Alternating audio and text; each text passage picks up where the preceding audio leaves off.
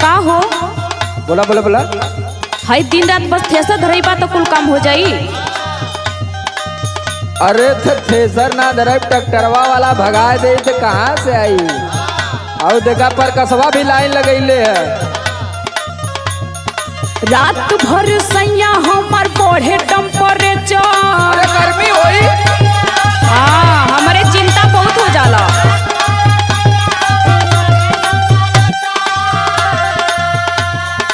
Cooler में रहा, cooler में। रात भर सैया हमार बढ़े टेम्परेचर। तू धरावेला थ्रेसर, तू धरावेला थ्रेसर।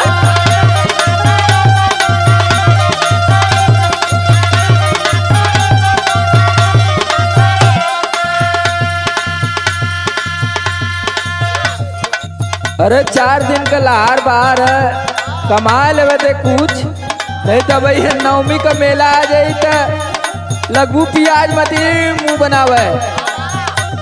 तब तो तोहे कुल चीज चाहे लगी। दुनिया भर का टिम्मा पलले ही। सुन सुनावा।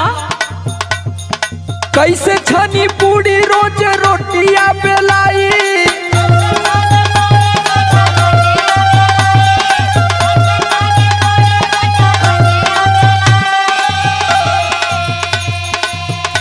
अरे कैसे छनी पूरी रोज रोटिया बेलाई। धना बेला ना हिलाई, धना बेला ना हिलाई।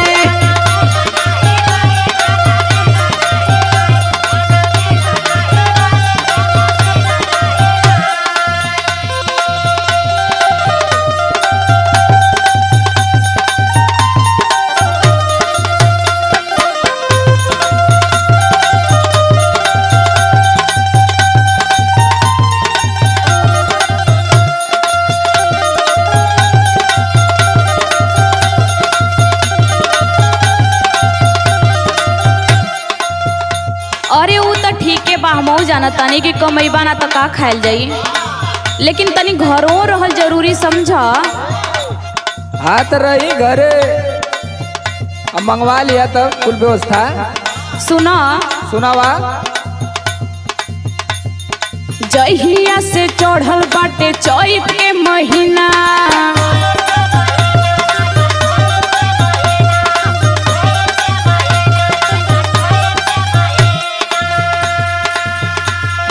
सुतेला ना घरवा बोलम एको दिना। तनी घरों रहे सीख। हाँ गरबा सूत के बुखारी हम। जहिया से चढ़ल बाटे चैत के महीना। सुतेला ना घरवा बोलम एको दिना। दाबी दाबी तकिया बिगोर जाला नेचर। अरे टीवी देखल कर पगली, टीवी। मोबाइल में टिकटॉक पर वीडियो बनावल कर टाइम पास हो जाई। देखा थी कुल मेहरारू बनावत थी। हमरे ना आवेला हो। यह खाली तोरे ना वाला। अरे संदीप राज उर्फ राज से सीख ले, वो तो टिकटॉक का स्टार है। दाबी दाबी तकिया बिगोर जाला नेचर।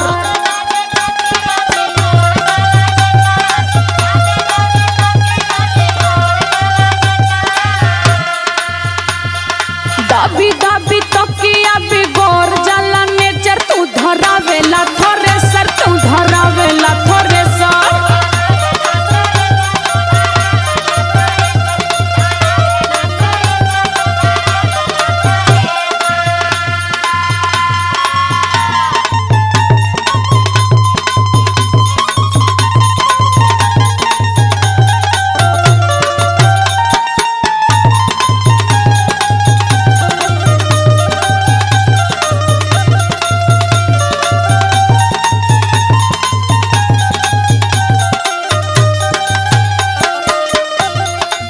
अरे तो हम अगर घरवा बैठे तो कैसे कुल व्यवस्था चली।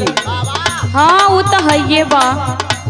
तू खुद समझदार है, तू के सब प्रेशर फ्रेशर ना लेवे के चाहिए। का करी हो तो यार चिंता ना होखे लगेला। हाँ बड़ी चिंता वाली तू भले।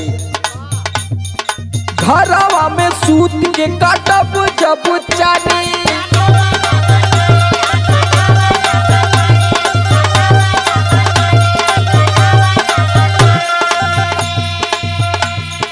घोटे खातिर कहवा से आई दाना पानी।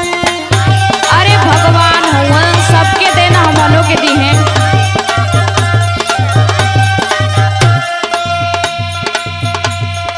घरवा में सूत के काटब जब चानी। घोटे खातिर कहवा से आई दाना पानी।